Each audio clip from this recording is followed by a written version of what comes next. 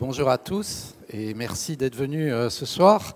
Merci à la Cité de l'Architecture et du Patrimoine de nous accueillir, de m'accueillir dans le cadre de cette résidence et puis de me donner l'opportunité d'initier, de lancer cette résidence avec mes hôtes, mes distinguished guests.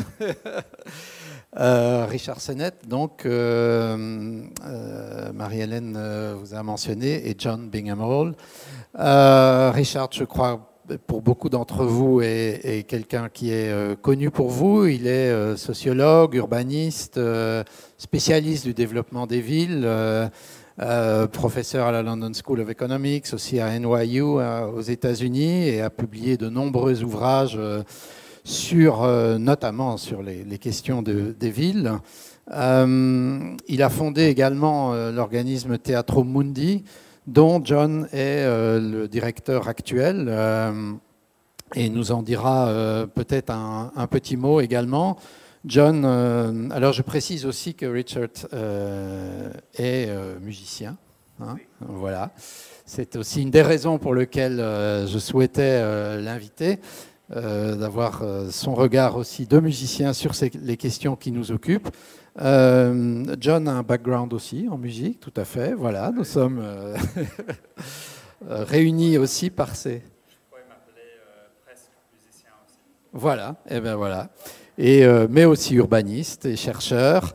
Et dans le cadre notamment de Teatro Mundi, a développé plusieurs projets d'urbanisme sonore. Il en parlera certainement en Angleterre, mais aussi en France. Et Teatro Mundi est un organisme créé au départ à Londres, mais qui devient de plus en plus français, si j'ai bien compris.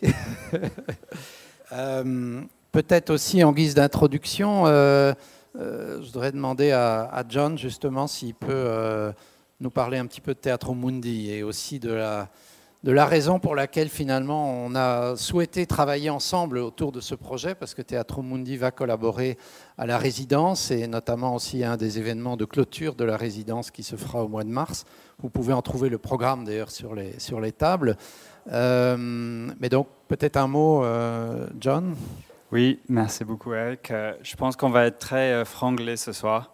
Et je voulais juste commencer en français pour vous dire aussi que dans des éventuelles discussions qu'on espère vont avoir lieu vers la fin ou après la conversation entre Eric et Richard, toute contribution en toute langue, surtout anglais et français, mais peut-être qu'il y a d'autres personnes qui peuvent aussi traduire entre autres langues, qui le sait, mais c'est juste pour dire que oui, c'est comme Eric vient de dire, Teatro Mundi, c'est une structure anglaise à la base, mais on a créé une association en France pour développer des projets en France, en Europe. On est en train de devenir de plus en plus français, donc on a toujours l'habitude d'être entre les langues, mais je vais poursuivre en anglais pour tout ce qui est difficile et complexe à décrire. I wanted to initially just thank Eric. Donc, je voulais remercier Eric chaleureusement d'avoir organisé cette réunion dans ce lieu qui est extraordinaire. J'ai pu visiter en fait cette cité et de dire quelques mots en ce qui concerne comment on s'est rencontrés. Vous savez que Teatro Mundi a été créé il y a une dizaine d'années avec des artistes de divers voies de la vie artistique, des arts de performance. Vous savez que on peut parler de chorégraphie, de la composition musicale, etc. Et donc nous travaillons depuis presque 10 ans. Depuis 2016, Richard et moi avons commencé à travailler ensemble à Paris, et cela dans le cadre de le musée des sciences de l'homme. Nous avons commencé à travailler avec des musiciens, des personnes du monde académique, mais des personnes qui sont des en fait des artistes, même des musiciens, et tout cela pour qu'ils puissent voir comment ils peuvent apprendre les uns des autres. Nous appelons cela ATM, Atelier Theatrum Mundi.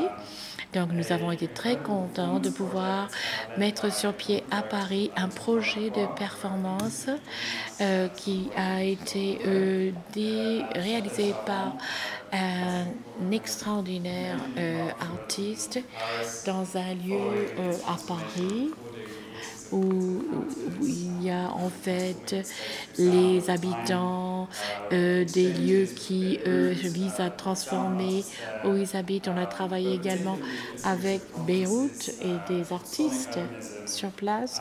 Donc en ce qui concerne cet urbanisme sonore en fait, Eric y a contribué. On a écrit ces carnets, une série de carnets qui essayent de établir ce nouveau domaine où on parle du son, de la vie, de la musique, comment la polyphonie et le contrepoint contribuent et remettre en question quelques-unes de nos hypothèses en ce qui concerne la vie urbaine, la vie sociale.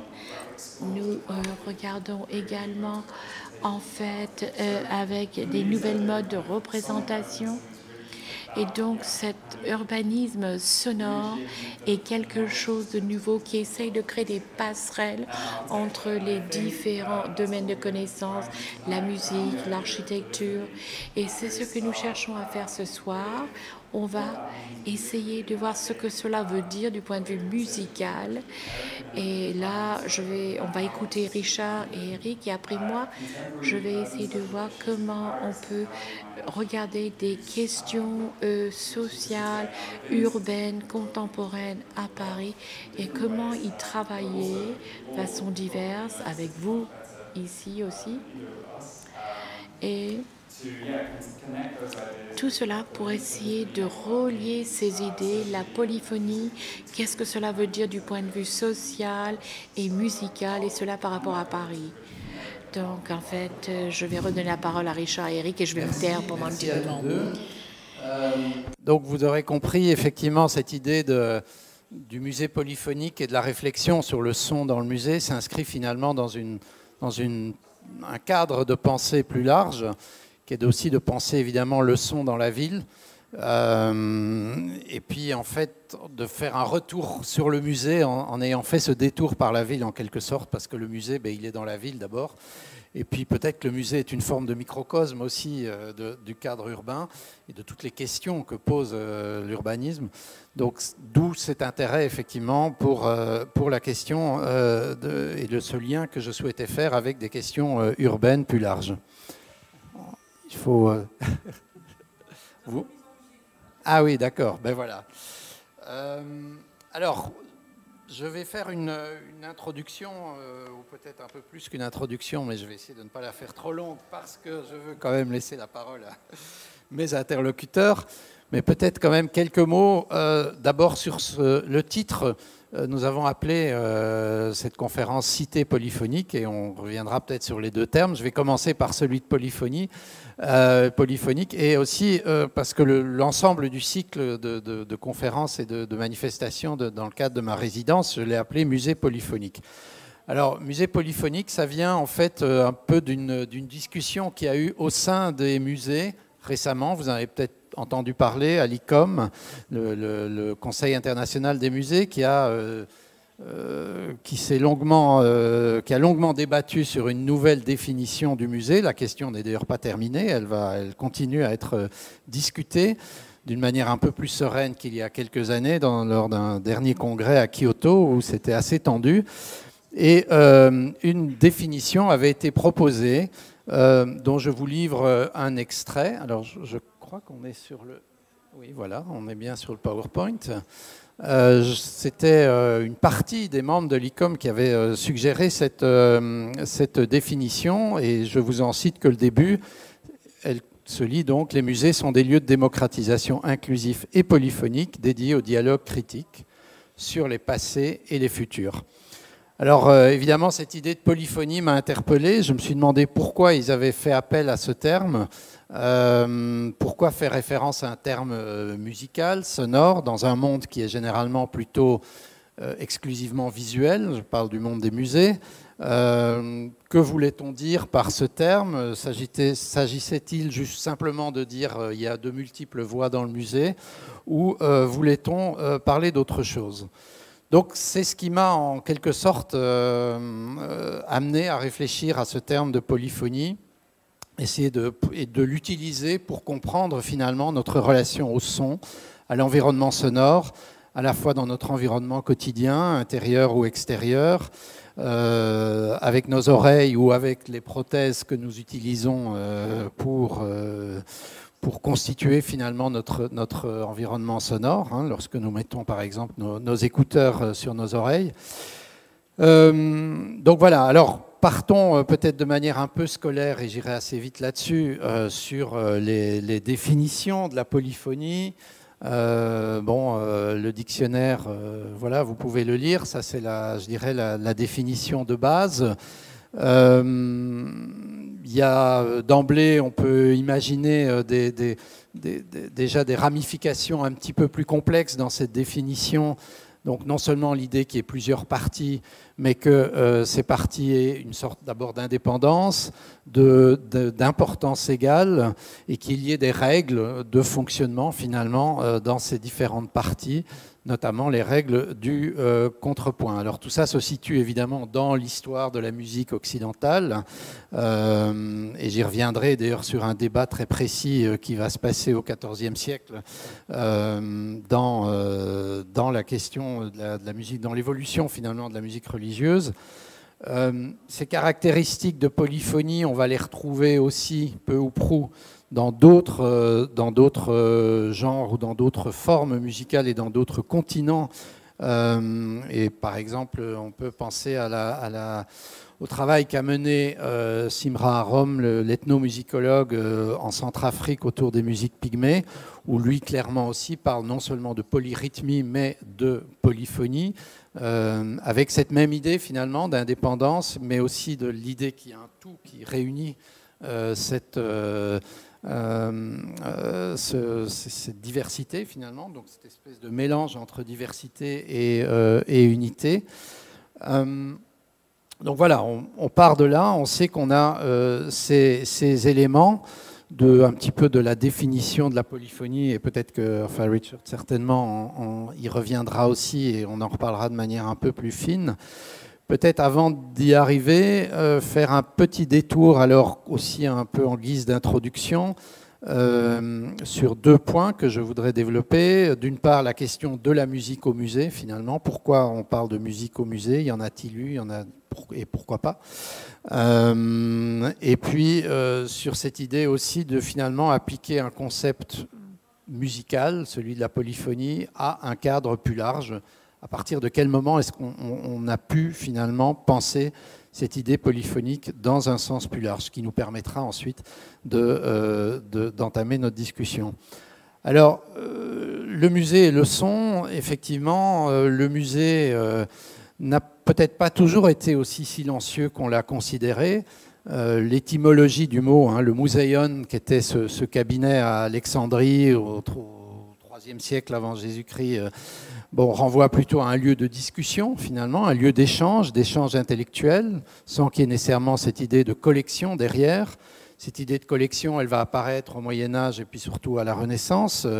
Et on pense, par exemple, au cabinet de curiosité, évidemment, où les objets qui étaient rassemblés l'étaient autant pour la vue que pour les autres sens. Donc l'idée de voir, mais aussi de toucher, de sentir et d'entendre les objets exposés faisait partie de la culture de la Renaissance et de ces fameuses Wunderkammer, ou cabinets de curiosité. On peut penser que le musée, qui apparaît d'ailleurs à la fin du XVIIIe siècle, dans le courant du XVIIIe siècle, est lui-même peut-être un lieu bruyant, pas nécessairement silencieux. On le voit un petit peu d'ailleurs dans ce tableau d'Hubert Robert, la grande galerie du Louvre, où on voit que les gens parlent en fait, on voit qu'il y a une dimension acoustique qui est présente. Et puis on va assister à finalement une sorte à la fois une division plus figée entre les arts, un modèle sacralisé de monstration qui va apparaître au XIXe siècle, une espèce d'idéal d'ordre et d'élégance qui va être le musée du XIXe siècle, avec par exemple Schinkel et l'Altes Museum de Berlin. Et finalement, ce modèle va se poursuivre tout au long du XXe siècle, y compris avec le modèle du White Cube, qui finalement est un lieu aussi tout à fait dédié à une forme de révérence autour de l'art visuel, avec cette distance aussi qui est créée. Alors, en même temps, c'est vrai que l'art lui-même a évolué. Je ne vais pas faire un cours d'histoire de l'art, mais rapidement se rappeler ou vous rappeler qu'avec les avant-gardes du XXe siècle, eh bien, les artistes eux-mêmes s'intéressent de plus en plus à la question du son. Alors, de manière bruyante avec les fameux Intona Rumori des futuristes de Russolo, de manière plus conceptuelle avec Marcel Duchamp et ce fameux With Hidden Noise, ou à bruit secret. Donc cet objet que vous voyez à gauche de l'écran, dans lequel, avant de fermer la boîte, Duchamp avait subrepticement jeté un objet. Donc là, on est évidemment aussi dans une évocation du son. Ce sont les spectacles auxquels les artistes, notamment des avant-gardes russes, vont s'adonner. La Victoire sur le soleil de Malevich, par exemple. Et bien entendu, la période des années 50, Fluxus, les Happenings, John Cage, des pièces alors comme Box with the Sound of Its Own Making de Robert Morris, Robert Rauschenberg qui fait aussi une pièce sonore avec des radios comme Oracle, Jean Tinguely évidemment pour les machines, et puis c'est le cinéma expérimental, l'art vidéo qui rentre dans les musées, une catégorie d'un art qu'on appelle sound art finalement qui va aussi prendre une place dans le musée, avec des pièces comme Robin Minard, un artiste canadien basé à Berlin, ou une pièce qui a beaucoup tourné, que vous connaissez peut-être, de Janet Cardiff, qui nous renvoie d'ailleurs encore aussi à la question de la polyphonie, parce qu'il s'agit d'un motet de la Renaissance de Thomas Tallis, qui est rediffusé là sur 40 haut-parleurs, donc chacune des voix étant diffusée sur un haut-parleur. Ah, vous avez chanté cette pièce-là.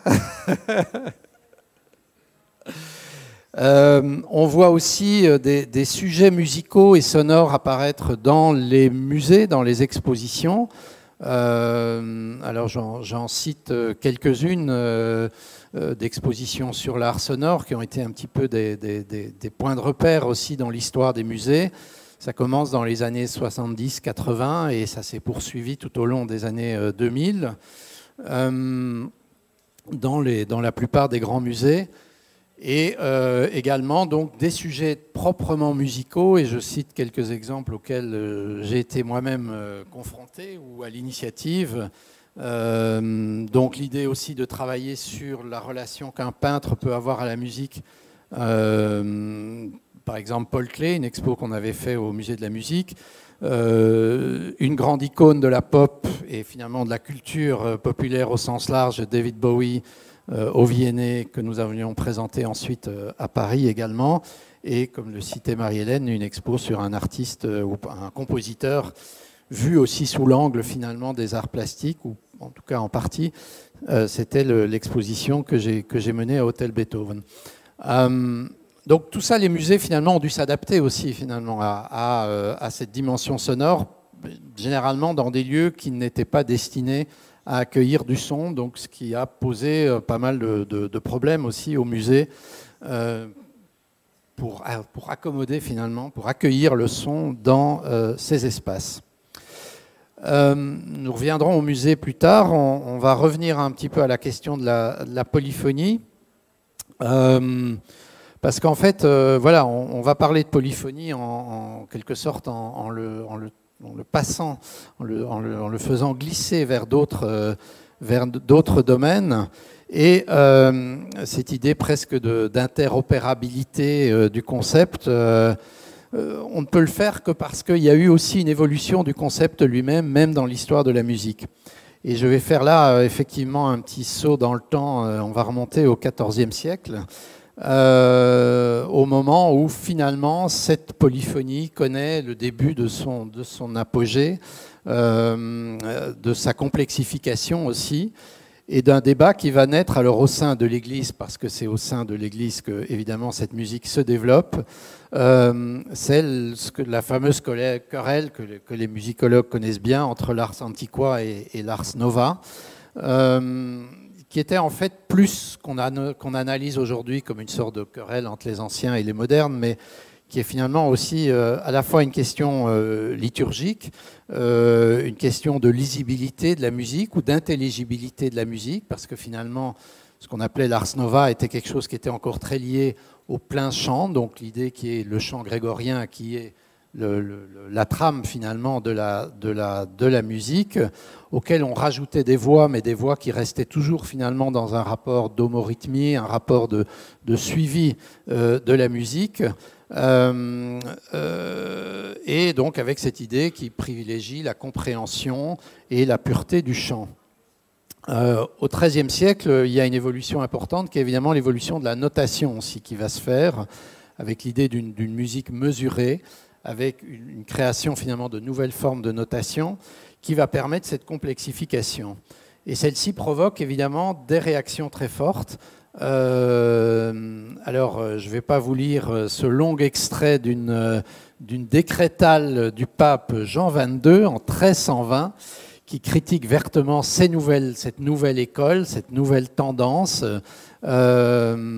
qui en fait non seulement multiplie les rythmes, les notes brèves, comme il le dit, la multiplication des échos, des hoquets aussi qu'il peut y avoir entre les voix, le fait de même rajouter de la langue vulgaire, donc de la langue vernaculaire en plus du latin.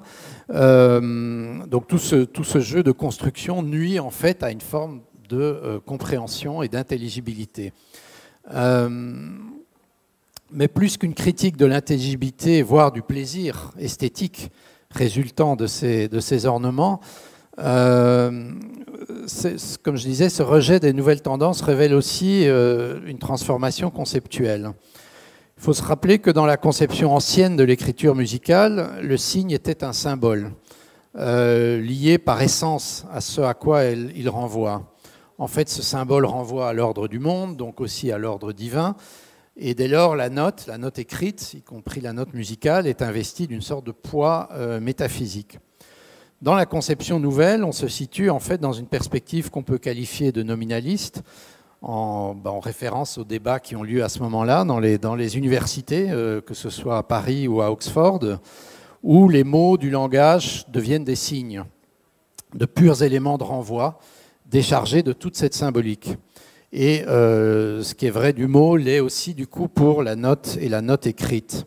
Alors je vous cite un autre penseur de cette époque, Jean de Mur, auteur d'une Notitia Artis Musicae, et qui lui dit clairement qu'effectivement ces signes sont des signes conventionnels, qu'on peut en inventer d'autres d'ailleurs, qui sont donc des signes qui peuvent être utilisés, et du coup qui peuvent être utilisés à d'autres fins également.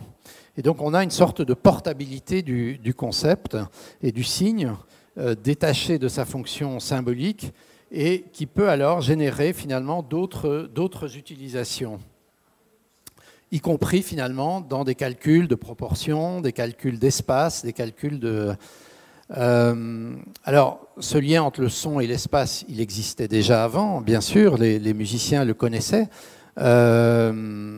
Et des penseurs comme par exemple Léonard de Vinci s'étaient intéressés notamment à ces questions aussi d'architecture sonore.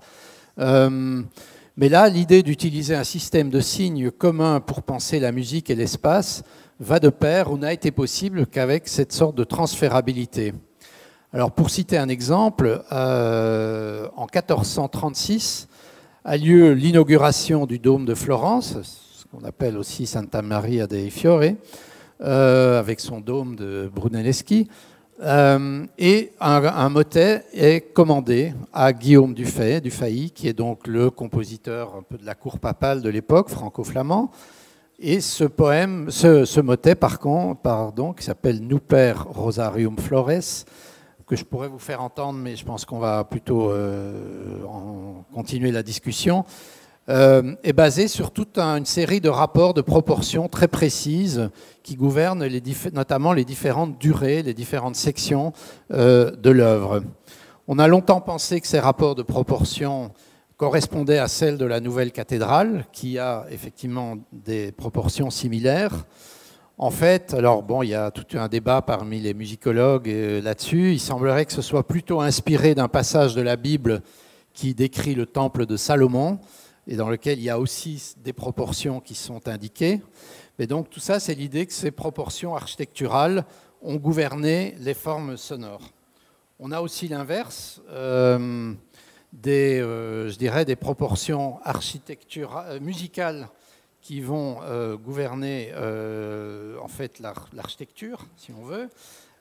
Notamment, par exemple, un ouvrage plus tardif du XVIIe siècle de René Ouvrard qui s'appelle « Architecture harmonique » ou l'application de la doctrine des proportions de la musique à l'architecture. Et Ouvrard entend démontrer que les proportions présentes dans le De Architectura de Vitruve peuvent être amenées au rapport harmonique et donc musical. Alors, si on veut un exemple plus récent, et je terminerai là-dessus, on a évidemment le cas de la collaboration Xenakis-Corbusier, où très clairement, ce sont des systèmes de pensée mathématiques utilisés par Xenakis, notamment dans une œuvre de jeunesse aussi, Métastasis, où il fait appel au principe combinatoire et puis aussi à la pensée des probabilistes, va servir très clairement à l'élaboration à la fois des façades intérieures et extérieures du couvent de la Tourette, ou les fameuses courbes du pavillon Philips de l'Expo 58. Donc ces proportions et règles de la polyphonie sont en quelque sorte un peu une sorte de jeu de construction qui va servir à certaines formes d'architecture. C'est une forme de musique gelée, pour reprendre le fameux concept de Goethe à propos de l'architecture, mais également enfermée dans une sorte de hors-temps et qui en plus ne nous dit rien sur la perception de l'auditeur. Et je voudrais finir là-dessus, parce que je pense que depuis ces années 50, 60 et toute cette pensée aussi mathématico-musicale, en fait, on se repose un peu les mêmes questions qu'au XIVe siècle, c'est-à-dire des questions aussi d'intelligibilité, de compréhension, de perception par l'auditeur ou le visiteur. Je pense que c'est vrai en architecture, c'est vrai en urbanisme, c'est vrai dans les musées aussi. Et en fait, on en revient aujourd'hui certainement beaucoup plus à une place plus centrale de l'individu. C'est vrai dans l'étude du paysage sonore, c'est vrai dans l'urbanisme sonore dont John parlait et dont nous allons reparler. Et c'est cette question finalement de l'expérience sonore qui est au centre et qui revient peut-être au centre et sur laquelle je voudrais peut-être qu'on entame notre discussion, peut-être en repartant de l'idée de polyphonie, mais vu d'un angle peut-être plus perceptif que structurel, je dirais. Est-ce que ça nous permet de réagir? Ça vous permet de réagir, Richard?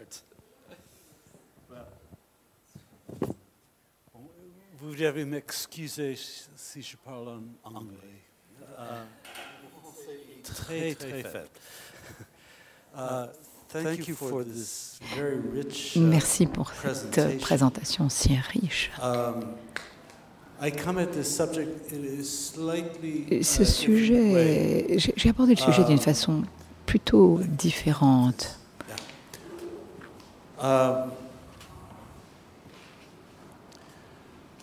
Et je devrais dire que ma formation, et je suis violoncelliste en fait.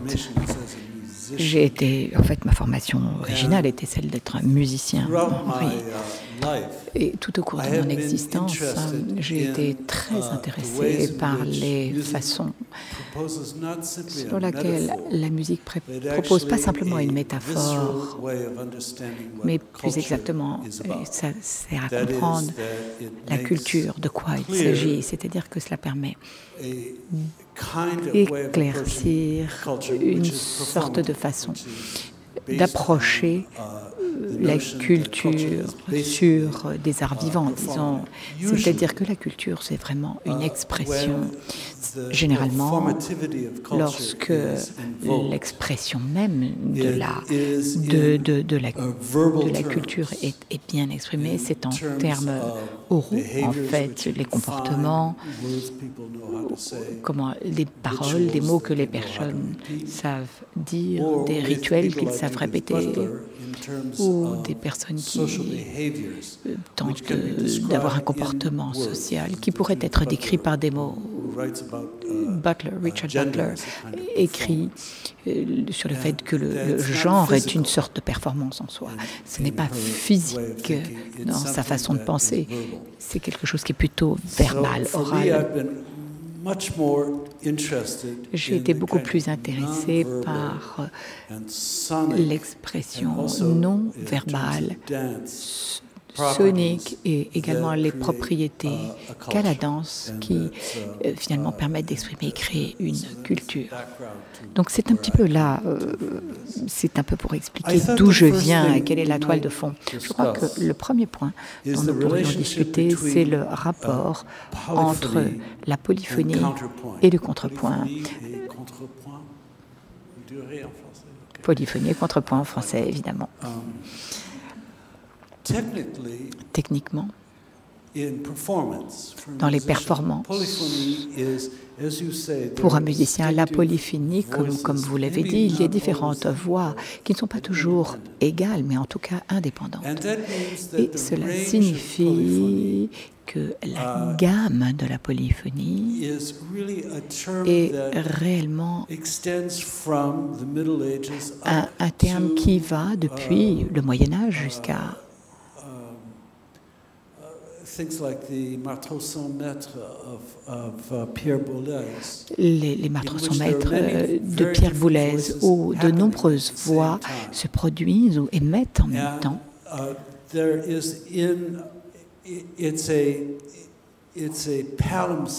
C'est un palimpseste de sons qui peuvent ou ne pas avoir de rapport les unes entre les autres, mais qui se produisent en une fois. Lorsque l'on pense à la polyphonie, c'est-à-dire c'est un arrangement particulier de sons, tandis que le contrepoint, c'est un rapport avec le temps, c'est le rapport au temps du son, c'est-à-dire qu'il y a différentes espèces de polyphonie dans lesquelles le son se déploie dans le temps, ou qui devient le moment où l'on écoute ces sons réunis ensemble. Je vais vous donner un exemple, en fait, je vais vous expliquer, en fait. Dans un morceau de... par le marteau son maître. Le marteau son maître, comme vous le savez, est un morceau qui a vraiment transformé la musique du XXe siècle de Pierre Boulez. Ce sont des choses qui apparaissent indépendamment les unes des autres et qui dépendent les unes des autres, qui devient quelque chose qui est extrêmement technique dans la façon dont les personnes touchent l'instrument ou en fait soufflent dans l'instrument sans aucune relation, alors qu'il y a d'autres endroits dans le marteau sans maître, particulièrement vers la fin, lorsque l'on glisse l'archet, dépend de la façon dont les gens soufflent dans les instruments avant. Il y a une sorte d'interaction qui commence à s'étendre, à s'étaler ou à étaler cette expérience de simultanéité dans quelque chose qui a une dimension temporelle. Et donc, ce rapport Et ce rapport de l'espace vis-à-vis du temps, c'est ainsi qu'on peut le comprendre le plus simplement. Il y a une dimension dimensionnelle, une réflexion à cela. Très souvent, lorsque l'on utilise des termes comme diversité, un mot que je déteste, à vrai dire, ou complexité, ou multiplicité, nous pensons de façon polyphonique, c'est-à-dire que nous pensons à un ensemble de voix différentes qui pourraient ne pas être absolument pas reliées les unes aux autres, mais qui se produisent en même temps. Donc, c'est exactement l'espace urbain dans la vie. Beaucoup de choses se produisent exactement au même moment, en même temps. Mais le moment où cela devient politique, c'est là qu'intervient la diversité qui acquiert un contrepoint, c'est-à-dire l'expression d'une voix qui dépend d'une interaction avec une autre voix. Et, à mon sens, cela signifie que donc on commence à développer une relation temporelle.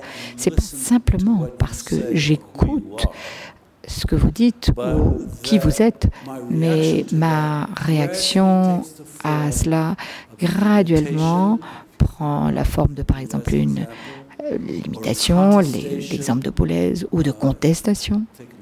Un autre exemple politique, de façon à ce que vous avez, c'est-à-dire la création de temps à partir de l'espace social, c'est-à-dire que l'on crée la narration de l'espace social, un espace narratif en soi, ce qui est en soi une réflexion fondamentalement sociale de cette expérience musicale tout à fait exceptionnelle.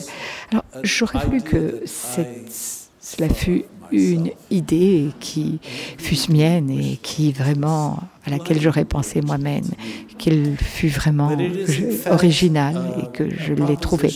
Mais en fait, c'est une proposition qui est intégrée dans le travail de Michael Bakhtin sur le dialogisme, c'est-à-dire qu'il y a une relation dialogique où plusieurs voix qui disons, se lient l'une aux autres, créant ainsi une narration. Voilà pourquoi on a Dostoïevski pour partie, c'est-à-dire que ces voix sont liées les unes aux autres et la narration, c'est essentiellement la façon dont ils ne s'entendent pas bien ou ils s'entendent ensemble, pas simplement qu'elles fonctionnent ensemble. Et cela est extrêmement important parce que une relation dialogique n'est pas une relation dialectique. Et ça, c'est très, très essentiel comme distinction pour Barthes. Une dialectique fonctionne lorsque quelque chose s'est réuni dans le langage des Nations Unies. Je ne veux pas rentrer là-dedans, mais à partir du moment où les gens commencent à se comprendre, ils parlent avec une voix. C'est encore une bêtise, celle-ci. C'est-à-dire une notion plus de Galien, disons une synthèse. Chez Barthes, il n'y a pas de synthèse. Il y a simplement un aller-retour de positionnement. Et c'est là où l'on a un processus sans consommation. Et c'est là où je vais dire clairement, et c'est là où j'ai contribué dans une certaine mesure, mais même de façon mineure à cela, a un fondement, une base musicale. Je ne sais pas combien d'entre vous savent jouer d'un instrument, mais si vous prenez par exemple un morceau assez simple, comme par exemple la fugue en do majeur dans le deuxième livre des préludes et fugues de Bach, ce que l'on a, c'est un travail en canon, c'est-à-dire des voix qui se répondent les unes aux autres, c'est-à-dire un morceau dans un cadre qui est donné par une voix, et puis ensuite la même voix invertie ou répétée ou en écho par l'autre. Si l'on joue cette fugue, on ne parvient à rien.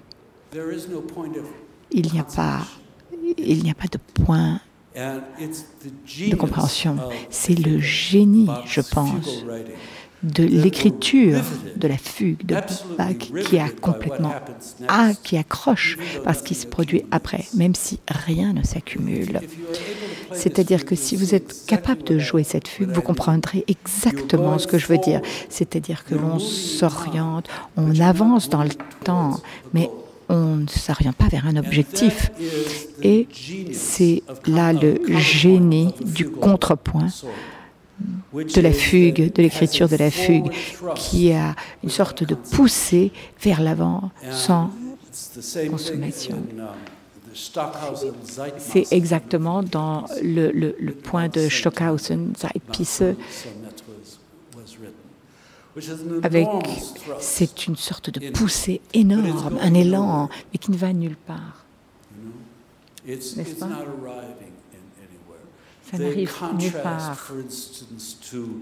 C'est le contraste, comme le quatuor pour la fin des temps, qui est quelque chose qui s'accumule, qui donne un sens de catharsis.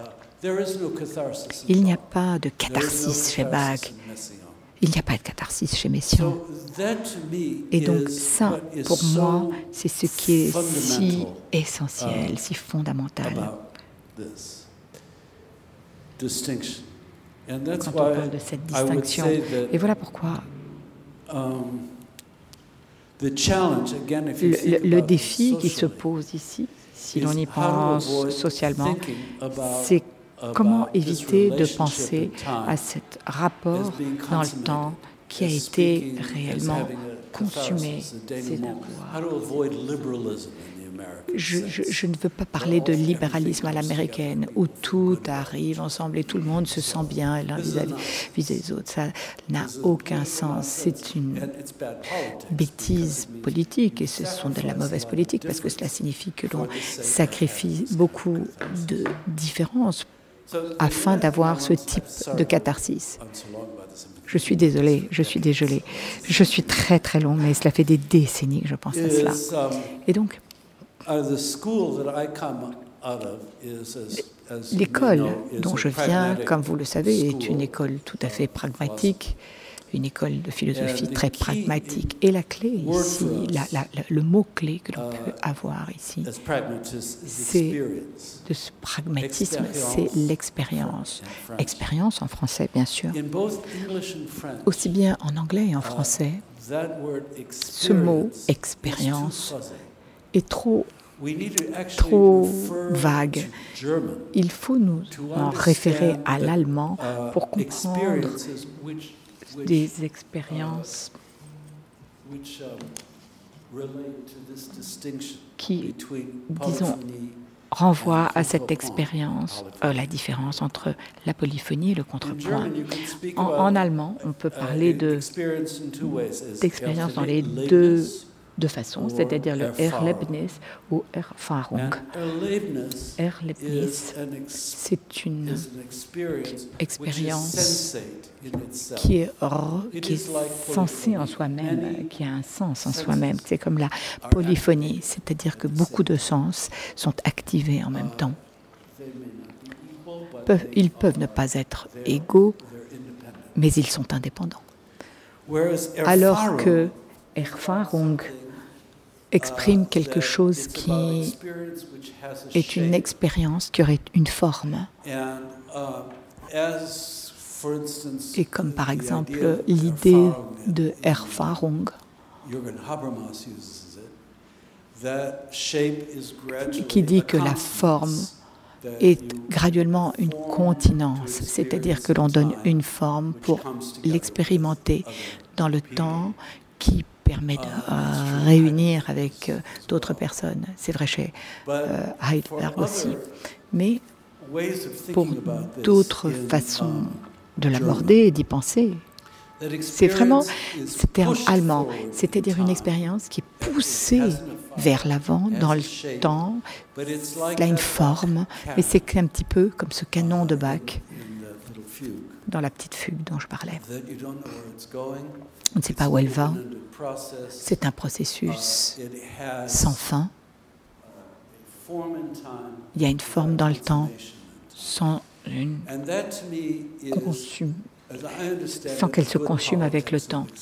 Et là, c'est vraiment une bonne expérience, une bonne politique. Alors que la polyphonie, à mon sens, renferme trop, politiquement parlant. Et en même temps, c'est trop ouvert. Mais le contrepoint, dans cette forme de Erlebnis, quelque chose où l'on interagit avec d'autres voix sans s'attendre à ce qu'elles se consument. Voilà, c'est pour ça que c'est très important. En tout cas, c'est comme ça que je vois cette distinction entre le contrepoint et la polyphonie. C'est très intéressant parce que c'est vrai qu'on a tendance à finalement considérer le contrepoint comme simplement presque un jeu de règles, hein, une espèce de dictionnaire de règles qui sont plus ou moins appliquées par les compositeurs. C'est comme les règles d'harmonie aussi, finalement, qui ne sont jamais respectées. Mais là, on est face à effectivement deux conceptions de la multiplicité, si je peux utiliser un terme neutre, pour ne pas dire diversité, donc. Est-ce que les deux sont opposés comme vraiment deux inconciliables, ou est-ce qu'il y a une gradation possible entre les deux? Est-ce qu'il y a des choses qui se situent entre la polyphonie et le contrepoint? Est-ce que justement la musique a elle-même développé des formes qui se situent entre ces deux pôles ou ces deux extrêmes?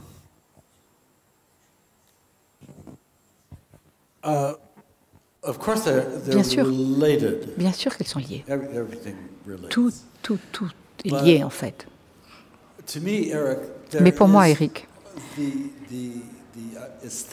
il y a une différence esthétique et même une différence politique, c'est-à-dire peut-être ce que l'on pourrait appeler l'attente. C'est-à-dire que lorsque l'on parle de ce que l'on entend, j'essaie de penser. Je ne connais pas beaucoup la musique pop, donc je ne peux pas vous faire de référence, je ne peux pas donner d'exemple.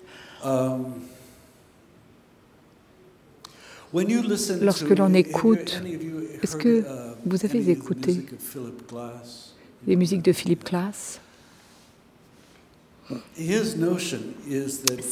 Son idée, c'est que fondamentalement,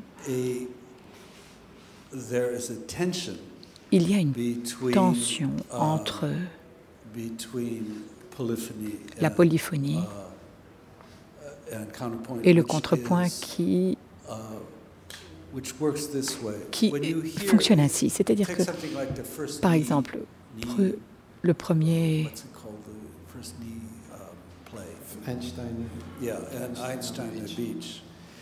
Einstein sur la plage, Einstein on the beach.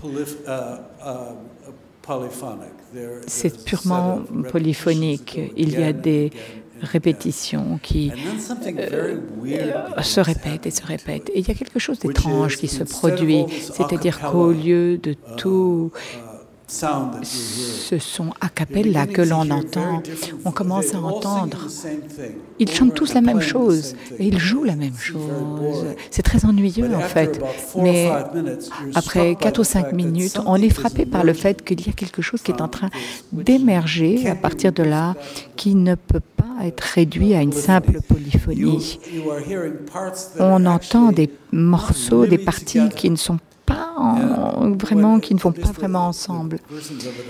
Des personnes avec lesquelles je l'ai entendu jouer, un chef d'orchestre va commencer à différencier, après l'avoir entendu 4 ou 5 fois, cela a été répété, on finit par entendre des parties différentes qui réagissent à d'autres parties. Mais tout en fait s'effondre en réalité. C'est-à-dire que toute la musique de Philip Glass, tout le sérialisme, c'est la défaite.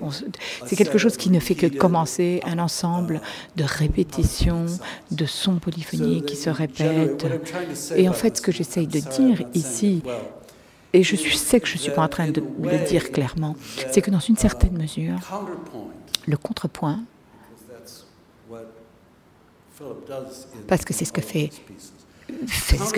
Philippe dans sous ses morceaux, c'est une façon d'attaquer la polyphonie dans le temps. C'est une stratégie absolument incroyable. Si l'on entend quelque chose, qu'on en entend et l'on réentend et encore, c'est toujours la même musique, mais en fait on finit par l'entendre différemment. Et tout finalement se désagrège, se défait avec ces morceaux. Ils commencent à être complètement disruptifs, qui cassent. Et puis à la fin, il y a quelque chose de complètement différent. Donc, bien entendu, il y a un rapport là-dedans. Voilà pourquoi je l'ai dit, peut-être que cela pourrait être vrai dans une discothèque. Voilà, il faut que je me tourne vers toi. Je peux pas l'écouter, moi, c'est pas possible. Mais c'est un excellent musicien, mais il a des goûts complètement dégradés, franchement. Ça, vraiment, ça casse complètement le cerveau. Mais l'idée que le contrepoint fait quelque chose de complètement destructeur dans la polyphonie. Eric, est-ce que... Je suis désolée de t'attaquer comme ça. Non, c'est vrai, j'ai passé 3 ans à étudier la musique classique et puis j'ai complètement tout oublié parce que j'ai passé le reste dans des boîtes de nuit. Mais pour essayer de l'enraciter, de le concrétiser dans la ville pour ceux qui ne sont pas des musiciens et qui pourraient être perdus un peu dans tous ces méandres musicaux, j'ai un exemple ici qui me vient à la tête, qui a beaucoup plus de résonance et je me suis rendu compte que ça avait une résonance avec ce dont nous parlons. Nous avons passé, avec ma collègue Fanny qui est là, nous avons passé toute la semaine à la Goutte d'Or, dans le nord de Paris, où nous avons travaillé sur des projets complètement différents qui parlaient de production culturelle dans les villes, comment soutenir les espaces qui sont cachés avant de les rendre visibles. Et le type de perception que permet d'avoir la Goutte d'Or, je vais la caractériser, pas à partir de mon expérience, mais d'après ce que l'on m'en a dit, on dit que c'est assez chaotique, que c'est vu comme une sorte de ghetto, vu comme une zone un peu communautaire dans une certaine mesure. Oui, un lieu qui n'a pas forcément beaucoup de sens et qui me fait penser à la critique du pape qui a critiqué la polyphonie au XIVe siècle en disant que la perte d'intégrité, c'est-à-dire que ça n'a plus de sens, il y a beaucoup trop de choses qui s'expriment en même temps. Je pense que cette vision autoritaire de la culture, dans une certaine mesure, doit être on doit clairement l'appréhender pour qu'elle puisse être contrôlée dans une certaine mesure. C'est-à-dire qu'il y en a eu... Il y a eu un certain public qui a eu cela d'un point de vue politique vis-à-vis de ces zones-là, pas seulement à Paris, mais aussi à Londres. Donc ce sont des zones qui doivent être nettoyées, qui doivent avoir un sens, qu'elles doivent être rendues attrayantes pour que vraiment elle puisse être attirante pour des personnes de la classe moyenne qui ont de l'argent à dépenser. Mais il y a une énorme polyphonie qui s'exprime là-bas, un certain nombre des personnes avec lesquelles nous avons parlé lorsque nous avons fait des petits ateliers de tissus, d'autres choses. Certains nous ont dit, oui, il y a ces communautés parallèles qui n'ont pas de langage pour parler les unes aux autres. Et cela m'a fait penser, lorsque tu as parlé d'une partie de ta définition, que la polyphonie, ce ne sont pas ces choses qui sont l'une aux côtés des autres, mais plutôt des voix qui se répondent les unes aux autres et qu'on commence à prendre des influences, des éléments les unes des autres. C'est-à-dire que espèce de créateurs avec lesquels nous avons parlé, essayer d'utiliser des tissus africains, de la mode africaine qui sont produites là. Et c'est vraiment, la zone est bien connue pour cela. Il essaye de le traduire, de traduire sa propre culture dans quelque chose qui pourrait parler à la jeunesse, aux jeunes artistes, aux professionnels qui sont là. Enfin, c'est-à-dire à trouver ces points de rencontre où ces voix s'expriment en même temps, ces parallèles s'expriment en même temps, c'est-à-dire en gardant l'indépendance qui n'a pas besoin de faire partie de cet ensemble complètement propre, harmonieux, parce que je crois qu'il y a un danger dans ce type de polyphonie. C'est-à-dire que les personnes qui se trompent en disant « oui, bien sûr, cela doit être complètement harmonieux ». Et moi, je ne pense pas qu'un quartier comme la Goutte d'Or pourra jamais être harmonieux, mais il peut être polyphonique d'une façon qui va au-delà de cette existence où il y a simplement des choses qui arrivent en même temps.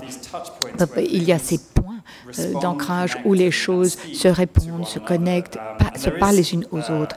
Et il y a effectivement, vous vous dites que ça fait des dizaines d'années que vous pensez à cela, et pour moi c'est quelque chose de complètement nouveau. J'ai travaillé ça cette semaine, j'ai dans l'auditoire, dans le public, il y a quelqu'un qui connaît bien le quartier, c'est Marianne Chevani, et qui aura certainement beaucoup de choses à dire sur ce point. Il y a un projet extrêmement intéressant dans le quartier. C'est part d'un collectif. Ils ne se réunissent pas dans une sorte de compagnie monolithique d'organisation, mais ils fédèrent leurs ressources. Ils ont un point de contact unique où les clients peuvent parler des compétences qu'il y a dans la région pour pouvoir travailler avec des gens comme l'Opéra de Paris pour faire des costumes. Voilà, ce sont des points qui ont été, des cultures qui ont été dans la région, dans le quartier d'origine africaine, mais pas exclusivement. Et cela, ils sont là depuis des décennies. Et il y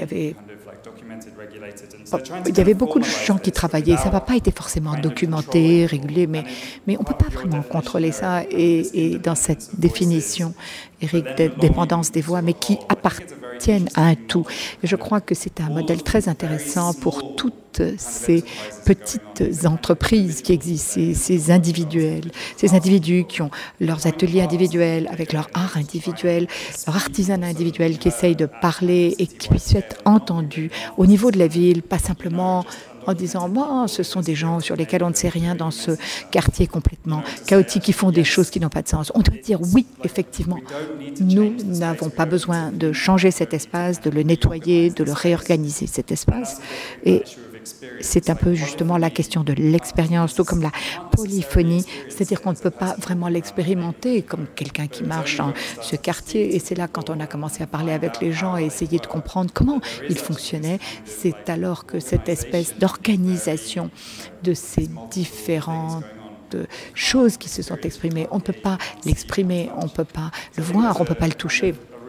Voilà, c'est quelque chose que je trouve très très important, parce que dans certains des modèles de la vie sociale, de l'organisation sur lesquels on peut commencer à partir de cette définition de la polyphonie, mais il y a aussi un danger sur l'idée que la polyphonie devrait être quelque chose de tangible, ou plutôt cette harmonie de la polyphonie devrait être quelque chose de plus tangible. Ça, en revanche, c'est invisible, et le résultat peut encore être quelque chose qui peut sembler sensoriellement chaotique, mais ça ne signifie pas qu'il n'y ait pas des formes très importantes de contact, de fédération, comme une collaboration qui existe entre ces différentes communautés, ces activités.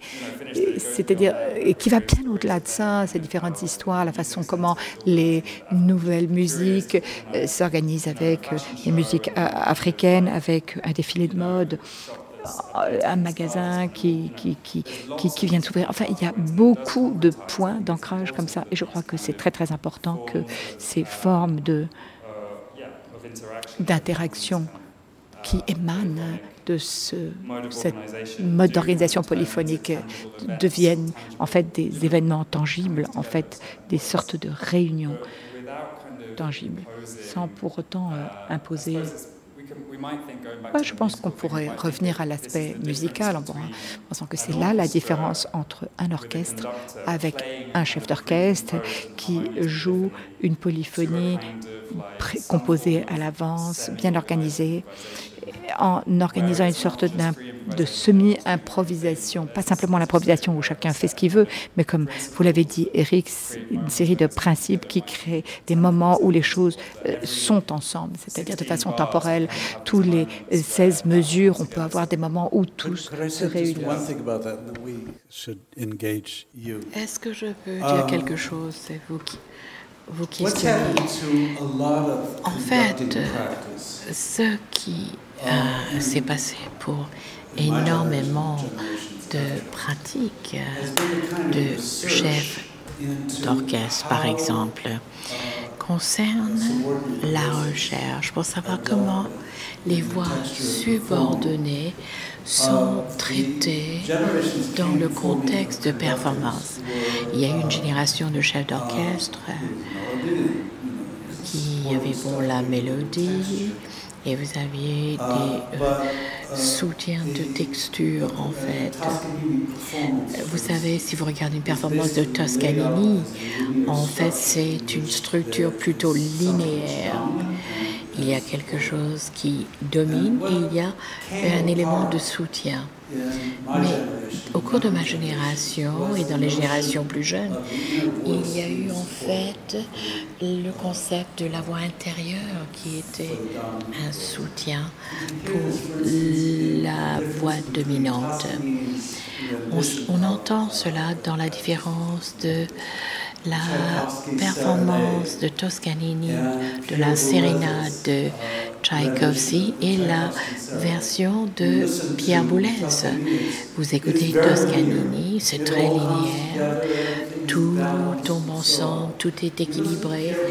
Vous écoutez Pierre Boulez et vous dites « Oh mon Dieu, ce n'est pas vraiment bien structuré. Il y a en fait une structure, mais on a l'impression que les voix internes vont jouer autre chose. Et je le dis parce que je crois que ce qu'il faut oublier, c'est le concept que la forme est quelque chose qui va créer un tout qui a une structure et en fait des structures hiérarchiques. Vous savez que Toscanini, vous savez que en fait dans toute notre aventure on a cherché à se débarrasser de l'hiérarchie mais garder la forme. Mais je vous dis que lorsqu'on écoute Boulez et Toscanini, ce qui semble être la musique la plus romantique en fait, et leur rendement. Je crois qu'il y a un problème, vous savez, lorsque les choses se rassemblent, lorsqu'elles établissent des liens, ces liens se font de sorte qu'ils puissent créer quelque chose en commun. Cette relation, très souvent, en fait, est une intention. Et cette intention est une forme de relation. Et la tension est une forme de relation. Et éliminer la tension est autre chose. Ce qui est intéressant dans la discussion entre vous entendant tous les deux, c'est que je crois que vous parlez tous les deux en musicien et que finalement, c'est en parlant en tant que musicien que vous arrivez à dégager des formes finalement plus subtiles, plus complexes, encore une fois, de cette multiplicité. Et on se rend compte qu'effectivement, les musiciens eux-mêmes, les compositeurs, mais aussi les interprètes, lorsqu'il y a un chef, par exemple, la comparaison entre deux chefs d'orchestre qui vont lire une partition d'une manière différente, ça nous donne, je pense, toute cette espèce de palette, cette gradation de conception et de... You were talking about performance also, enfin, donc l'aspect performatif finalement du développement d'un concept. Ça ouvre des champs, je trouve, très intéressants de réflexion qu'on applique alors dans d'autres domaines, comme John et Teatro Mundi le fait effectivement dans le cadre urbain. Je pense que le challenge aujourd'hui qu'on a aussi, en tout cas le mien, dans le cadre notamment de cette résidence, c'est de voir comment on peut appliquer ça au musée. comment le musée, qui est, alors on peut dire c'est un microcosme urbain, mais c'est évidemment aussi un lieu qui a son lien à l'histoire, qui a son lien au temps, qui a aussi un lieu d'interprétation, évidemment, tout comme on interprète une œuvre musicale. Le musée réinterprète constamment son passé. Et peut-être avant d'entamer la discussion avec vous aussi et de recueillir vos avis, je voulais peut-être vous demander sur le musée spécifiquement, comment vous envisagiez le musée, ou comment cette idée justement, encore une fois, de la multiplicité, qu'elle soit polyphonique ou contrepunctale, peut se développer dans le musée. Si je peux. En fait, en retour, j'ai une question pour vous, Eric. C'est que, est-ce que vous croyez que le musée peut devenir vraiment polyphonique lorsqu'il reste enfermé dans un bâtiment monotylique? C'est-à-dire que l'orchestre, spatialement, représente beaucoup plus... le musée représente spatialement beaucoup plus l'orchestre. Une entité très cohérente avec un chef qui gère le bateau comme ça. Mais bon, juste comme une... as a provocation. Voilà.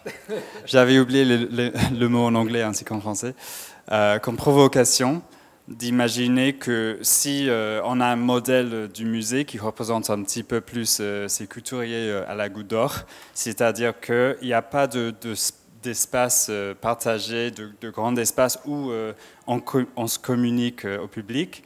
En fait, il y a des satellites qui sont proches à leur propre public, leurs propres clients, leurs voisins, qui ont un rapport très très proche avec la rue aussi. En fait, les portes sont ouvertes, on peut entendre ce qui se passe à l'intérieur. Mais est-ce qu'on peut imaginer un petit peu le musée comme ça, si on abandonnait tous ces bâtiments énormes, très très patrimoniaux, on parle toujours de comment rendre accueillants ces bâtiments. C'est une des questions fondamentales pour tous les chefs de musée, je pense. Il y a beaucoup de tentatives de transformer l'espace architecturalement pour rendre plus ouvert, pour rendre plus accueillant, mais on va toujours peiner à faire déplacer des gens depuis des quartiers, depuis tout un territoire. Donc, est-ce qu'on peut imaginer une sorte de musée qui est une collection polyphonique de lieux différents qui sont fédérés, ou est-ce que vraiment le musée peut accueillir la polyphonie des voix, des expériences des populations, s'il reste dans ce format auquel on est habitué? Je crois que c'est un défi, et on peut en parler avec les collègues présents. C'est vrai que c'est un défi que les musées rencontrent, ou auquel ils sont confrontés. D'abord, le musée n'est pas... le musée est pluriel. Il y a toutes sortes de musées, évidemment. Depuis le musée effectivement, encore un peu basé sur le modèle du 19e siècle, et puis beaucoup d'expériences de musées qui ont évolué vers des relations beaucoup plus fortes avec leur communauté, avec leur environnement, il y a tout le travail de, comment s'appelle-t-elle? Je crois que c'est Nancy Simon qui a écrit ce livre, The Participatory Museum, où tous ces projets très justement en lien, où il y a de la co-construction, de la co-curating, tous ces projets qui vont effectivement beaucoup plus vers l'extérieur. Après, il y a des fonctions un peu rassembleuses. Je dirais que le musée peut continuer à jouer, en étant un lieu physiquement repérable. Il y a toute la question aussi du numérique, du digital, comment le musée aussi sort de ses murs par les outils technologiques. Je crois qu'il faut arriver à s'adresser à toutes ces configurations, je crois. Et on voit que beaucoup de musées font tellement de projets hors les murs, etc. On voit que c'est quand même très présent.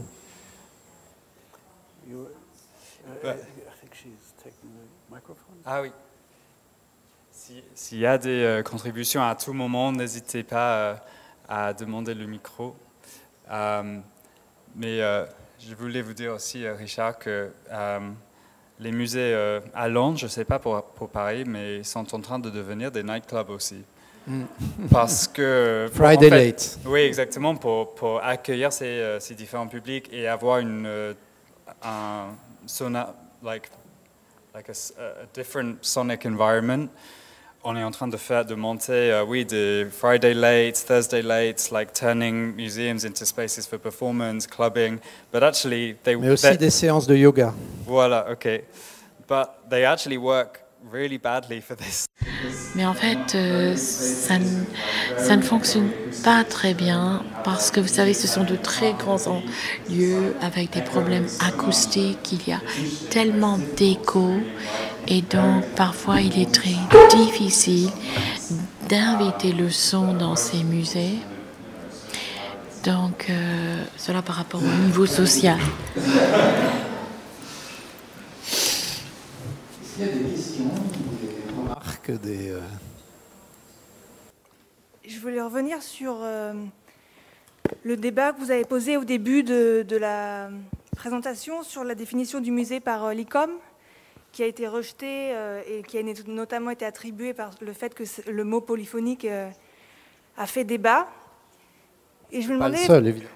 Oui, pas le seul, mais je me demandais si pour vous, il y a eu un rejet à cause justement de l'aspect politique du mot polyphonie, qui peut être, disons, très contemporain dans le sens où ça veut dire diversité, mais qui revient aussi dans une histoire plus lointaine. Il y a une chercheuse anglaise qui a d'ailleurs écrit un article sur la polyphonie dans l'opéra français du XVIIe siècle et qui explique que la polyphonie dans l'opéra était aussi une stratégie pour faire apprendre au public d'écouter la polyphonie de la société. Donc il y avait un aspect très, très social et très politique. Et donc je me demandais si, ou peut-être vous pourriez un petit peu expliquer pour vous quelle est la raison pour laquelle ce mot a été si problématique dans l'enceinte de la discussion du musée.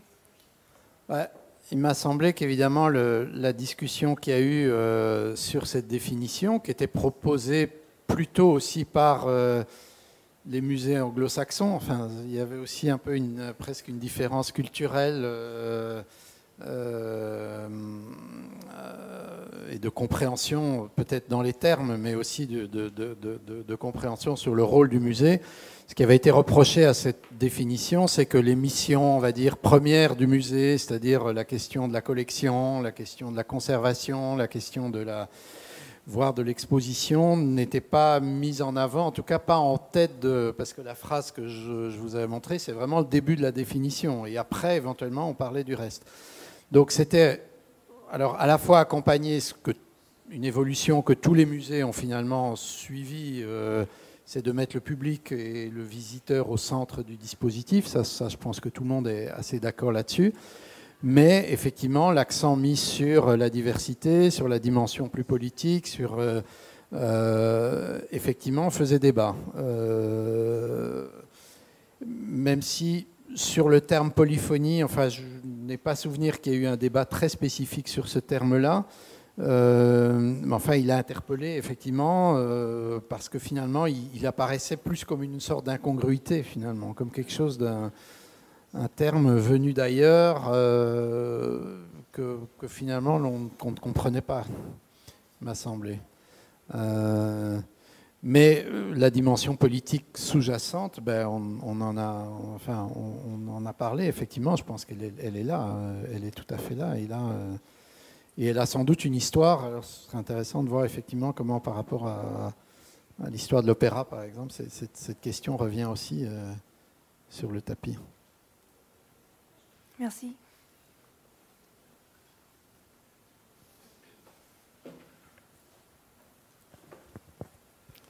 Hi.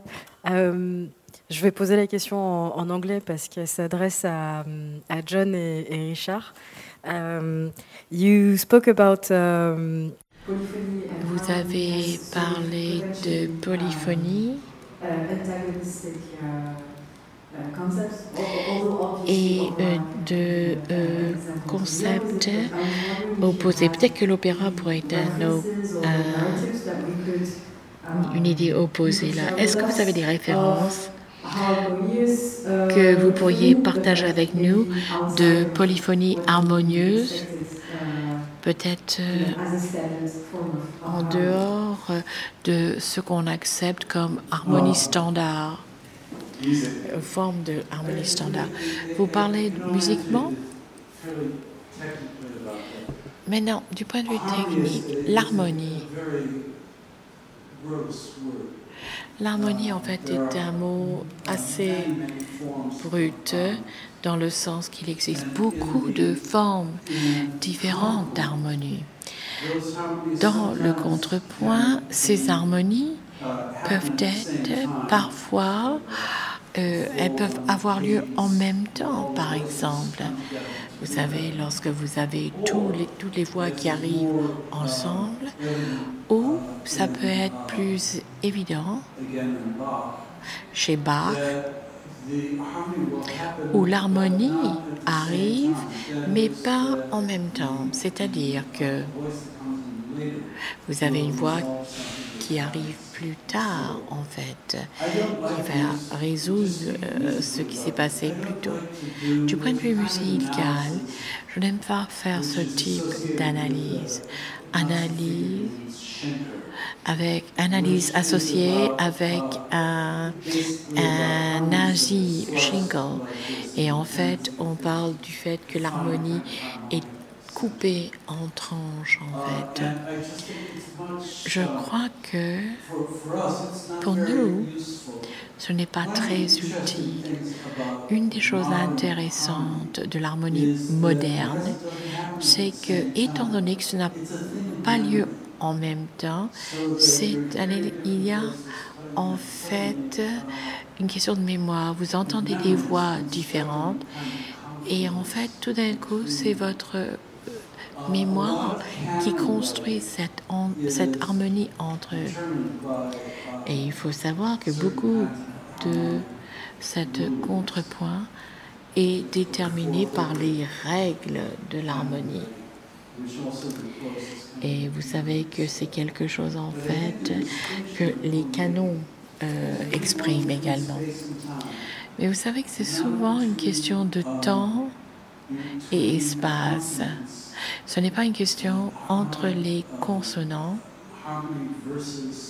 et ce n'est pas une question d'harmonie par rapport à quelque chose qui n'a pas de relation d'harmonie.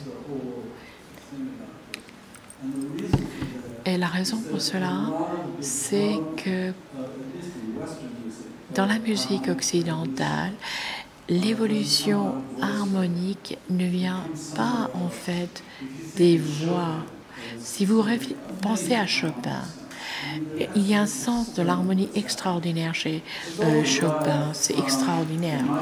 À mon point de vue, c'est que cela vient des Baccarat, c'est-à-dire toutes les études de Chopin. Si, en fait, Bach était vivant à l'époque, et vous savez, vous avez des 8 tonalités, en fait. Cela ne vient pas de l'écriture vocale. Cela vient de l'étonnement, de la surprise, de l'inconfort de l'harmonie. Excusez-moi, là, vous m'avez vraiment lancé. Vous savez qu'on pense toujours d'harmonie en tant que résultat, mais je crois que, en fait, c'est ailleurs. La musique, en fait, ne fournit pas cette harmonie. C'est la distinction importante entre la polyphonie et le contrepoint. Et il faut le garder à ce niveau.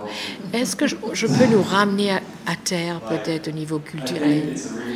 Je trouve que c'est une question très intéressante qu'il faudra discuter plus longuement, peut-être avoir un projet. Moi, je pense en fait à la musique de danse des clubs à Paris. Donc c'est un peu la différence entre être dans un endroit où on joue du disco, un autre du house. Donc, pour éviter les pièges dont vous avez mentionné en disant que quelque chose est harmonieux ou ne l'est pas.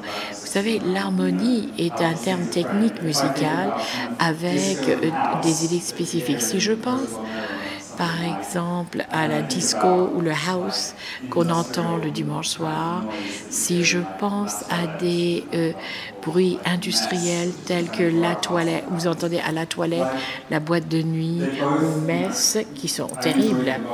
J'aime les deux. Pour moi, c'est harmonieux jusqu'à certains points. Mais il faut savoir que le house et le disco ont des points importants. Vous pouvez en fait entendre des modèles de 16 mesures, de 8 mesures, et puis ils vont revenir en fait à la clé centrale après les 16 mesures, ce modèle de 16 mesures. Puis il y a le mouvement dans ces clubs. Vous avez le voguing, le whacking. Vous savez, il y a toute une question d'identité de performance l'un vers l'autre. C'est très sociable en plus parce que vous avez le rythme, vous savez, tous les 16 mesures, vous allez avoir quelque chose qui se répète, etc. Et vous allez créer ce mouvement autour de tout cela. Mais dans un autre monde sonore de bruit industriel qui ont lieu dans des grands entrepôts, des gymnases où l'acoustique fait qu'on perd en fait le rythme et vous avez comme un gros son de vent, mais c'est différent. Vous avez un espace social énorme où vous perdez un peu, vous entrez en vous-même, vous êtes un peu dans le paysage, c'est moins sociable jusqu'à un certain point, mais pour moi c'est plus transformant. Donc, comme Richard dit, ce n'est pas que l'un est harmonieux du point de vue technique et l'autre non, c'est juste que certaines formes de musique ont une structure en elles-mêmes. Et donc, donc le côté spatial de l'un, la relation spatiale et la relation temporelle, qu'on a plutôt du côté du contrepoint. En fait, on vit avec ces deux dimensions. Enfin, et ce que tu décris aussi dans les différents clubs aussi, ce sont des relations spatiales et temporelles qui sont différentes. Et donc, il y a une articulation constante entre les deux, finalement. Et donc, une sorte d'articulation constante entre polyphonie et contrepoint, qui est un outil qu'on peut finalement utiliser lorsqu'on veut penser justement le son dans le musée ou lorsqu'on veut penser le son dans la ville. On travaille toujours finalement avec ces deux aspects, me semble-t-il. C'est pour ça qu'il y a une antinomie, mais il y a aussi une espèce, enfin, as you said, ils se détruisent parfois l'un l'autre, mais c'est une relation qui existe, même si c'est une relation de conflit, quoi. Depuis quand les musées sont-ils devenus des lieux silencieux? Car encore une fois, effectivement, dans les ateliers de peintres qui sont aussi un peu l'archéologie du musée, et encore une fois, dans les salles du Louvre du XIXe siècle, ce sont aussi des salons. Voilà, il y a la rumeur du monde et de la société. Et ça a disparu. Ça a disparu quand? Avec le XXe siècle? Avec quoi? Peut-être qu'il faut relire les historiens du musée, le Pomian, le fameux livre sur l'histoire des musées qui est sorti il n'y a pas longtemps. Il me semble que c'est plutôt un phénomène du XIXe siècle.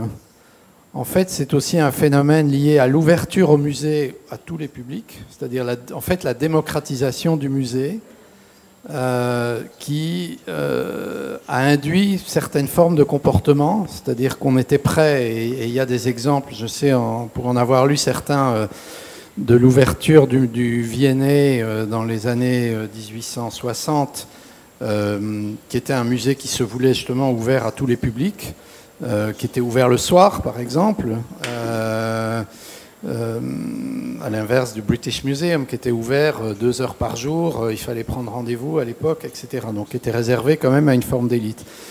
Mais cette idée de l'ouverture à tous les publics allait de pair avec une forme de gestion du comportement du public. C'est-à-dire qu'on voulait bien que le peuple vienne dans le musée, mais il fallait qu'il se tienne bien, quoi. Et en fait, il y a comme ça une sorte de comportement induit qui s'est créé. Alors je résume ça de manière un peu grossière, mais qui va vers cette espèce d'attitude silencieuse, révérencieuse, voire la manière de marcher dans le musée, la démarche dans le musée, la déambulation, enfin, aussi, est quelque chose qui s'est créé peu à peu dans le cadre du musée. Mais pour ajouter à ça, ce n'est pas que dans le musée où cette idée de silence est devenue de plus en plus, cette idée où cette souhait du silence est devenu de plus en plus répandu dans des nouveaux développements de luxe, des logements de luxe. It's always part of the brief. Ça fait toujours partie un petit peu de la présentation pour essayer d'isoler l'intérieur de l'extérieur, comme dans des villes qui sont de plus en plus bruyantes et qui sont en train de devenir de plus en plus bruyantes à cause du transport, à cause de l'aviation, à cause de toute une série de choses. Comme le silence devient comme une sorte de luxe qui est plutôt relié au privilège. C'est assez intéressant de parler de l'évaluation de ce type de polyphonie, mais également le fait qu'il y ait de plus en plus d'entre nous qui aient accès à ces lieux de silence et de calme. Les villes sont devenues de plus en plus bruyantes, dans une certaine mesure. Certaines zones sont devenues soniquement monoculturelles et donc il y a des bruits qui sont devenus habituels, comme le bruit des pneus sur le macadam, par exemple, ou le bruit de l'avion, comme ces sons qui sont... je pense à notre collègue Cassio Zunen qui sera là pour l'une des séances plus tardives. Sous la présidence d'Éric, a énormément travaillé sur l'évolution de la politique, comment définir le bruit et comment ces définitions du bruit ont été utilisées pour valoriser ou dans une certaine mesure critiquer le bruit dans une ville et notre idée qui change, qui évolue à l'égard de qu'est-ce qui pourrait être considéré comme un bon son ou un mauvais son. Par exemple, à Paris, les cafés, les terrasses qui ont été, ces terrasses qui ont été créées à l'issue du Covid, et terrasses éphémères, les gens s'amusent le soir à l'extérieur et ça devient tard. Et alors que les gens s'habituent de plus en plus au bruit du trafic, des voitures, des motos qui passent, alors que ce type de bruit peut les déranger. Et lors d'une récente conférence sur l'évolution d'un urbanisme sonique, il s'agissait d'une vie non urbaine, des bruits de la vie des bruits qui n'étaient pas humains dans une ville. Et nous avons donc deux objectifs. La question, c'est pas de rendre les villes plus silencieuses, mais certaines parties de la société humaine ont tellement rempli l'espace acoustique, mais ce n'est pas l'idée de les rendre plus silencieuses, mais plutôt de permettre de l'espace pour que puissent s'exprimer d'autres espèces, d'autres parties de la société de façon qu'elles puissent être entendues, c'est-à-dire qu'ils puissent s'entendre dans la rue, entendre leur voix, ce qui ne signifie pas nécessairement qu'ils soient tous harmonieux, mais être capable de s'entendre, ne pas avoir peur de la voix de l'autre lorsque l'on est dans son appartement, lorsque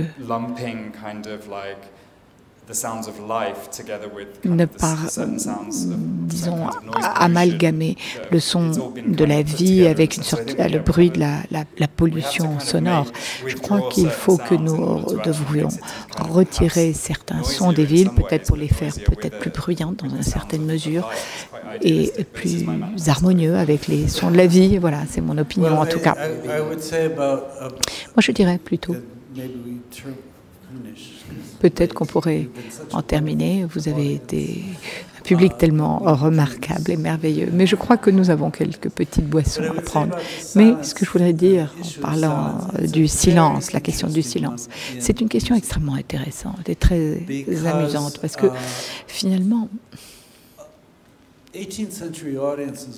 le public du XVIIIe siècle était très bruyant. Il parlait, les gens chantaient, tandis que les gens chantaient plutôt, et ils étaient très interventionnistes. Par exemple, si, imaginons, quelqu'un se soit exprimé magnifiquement, les gens auraient crié, en anglais point, comme aujourd'hui nous dirions bis, allez, à nouveau.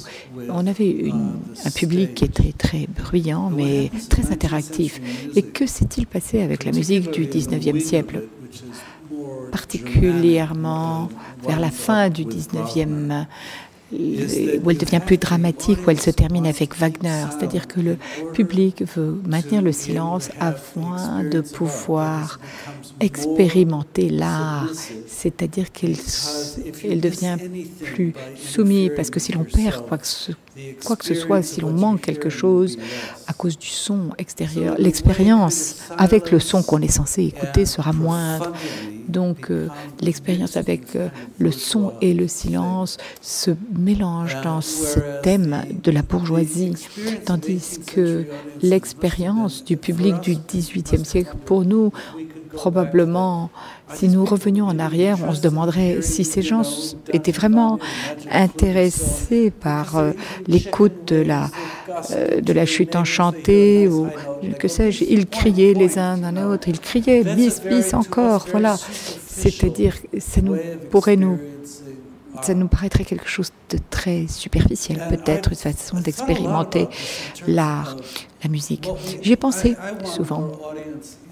Je souhaite avoir plus d'interaction avec mon auditoire, avec mon public. Ah, il n'y a plus de... Il n'y a plus de micro. Comment peut-on détruire l'intensité de cette expérience esthétique? Lorsque je faisais des concerts, nous parlions avec notre public. Parfois même, nous nous interrompions au milieu d'un morceau en disant « Ah, écoutez bien, là, maintenant, c'est tout à fait remarquable. Écoutez bien. Est-ce que c'est bien? Est-ce que c'est pas bien? J'en sais rien, en fait.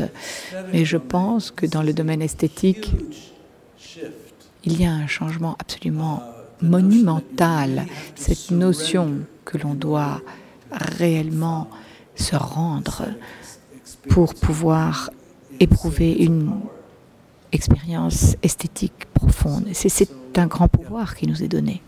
Il faut se rendre, vraiment rendre les armes.